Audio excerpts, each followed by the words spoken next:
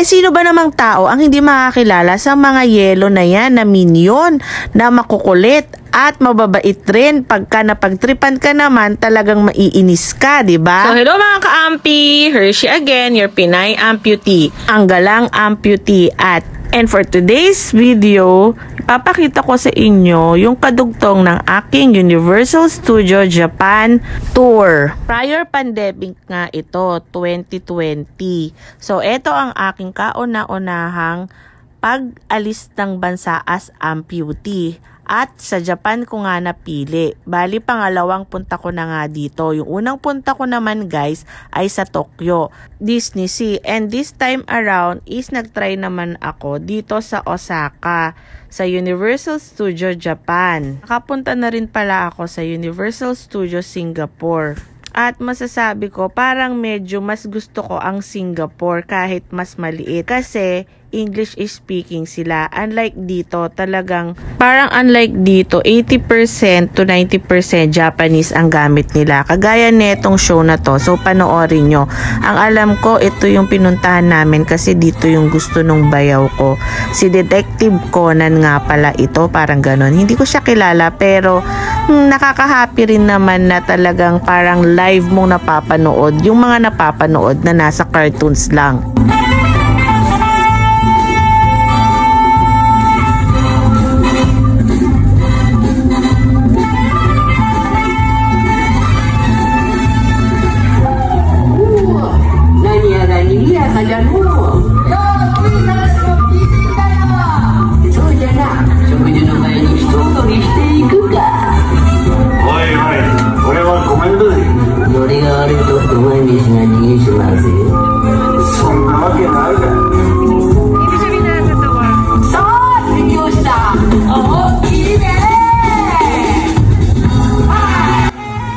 Oh guys, napakinggan nyo ba? Diba? Japanese na Japanese. Tapos wala naman niyang interpretation to English. Talagang parang sa action mo lang maiintindihan. Pero kahit na ganun pa man, nag-enjoy pa rin naman kami. Kasi para talaga kaming nanonood ng movie or ng cartoons na live.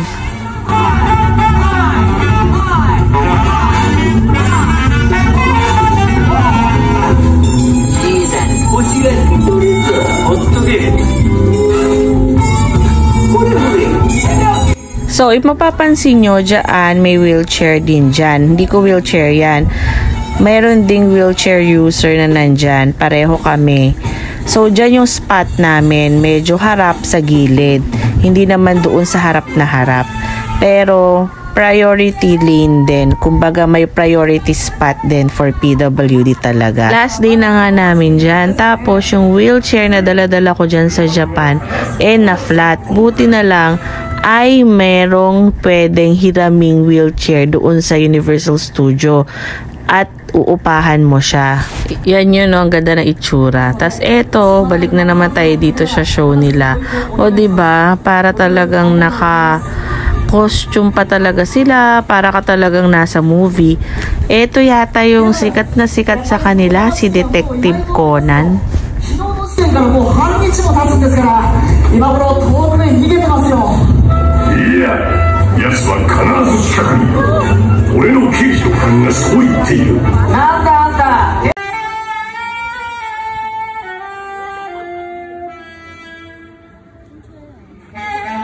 Alam nyo guys, kahit na hindi ko sila naiintindihan, na-enjoy ko naman yung pag-play ng saxophone na yan ni Kuya.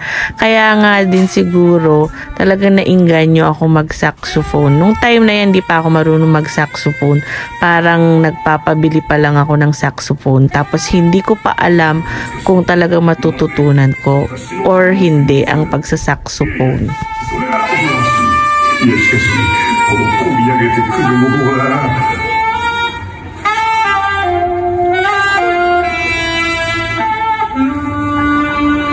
Ang galing talaga, 'di ba? Nakaka-enjoy. Alam mo ako, na-appreciate ko talaga yung pagtugtog niya ng saxophone. Doon lang talaga ako nag-enjoy. Pero yung kwento, hindi ko maintindihan kung ano yung kwento kasi hindi ko naman kilala si Detective Conan. Yung bayaw ko kasi kilala niya si Detective Conan kaya talagang nag-e-enjoy siya. Actually, itong parang part na to, magkakaroon sila dyan ng stand, tatalon-talon sila from the 3rd floor.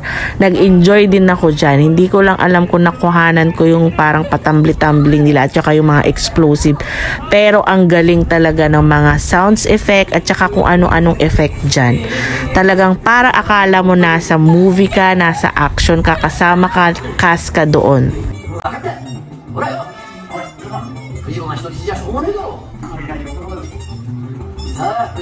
Kaya nga kahit hindi ko naiintindihan ay nag-enjoy pa rin naman akong manood dyan.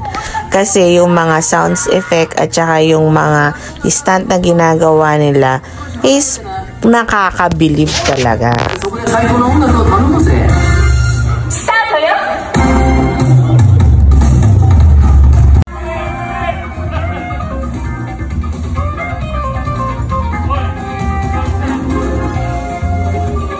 Diba? May paakyat-akyat pa silang ganun na nalalaman. So, ito yung isang part lang ng live show sa Universal Studio. Pero yan, sabay-sabay na may nang show na ganyan. Tapos sabay-sabay yung rides para hindi maipon yung mga tao sa iisang spot. Yun siguro yung kanilang technique.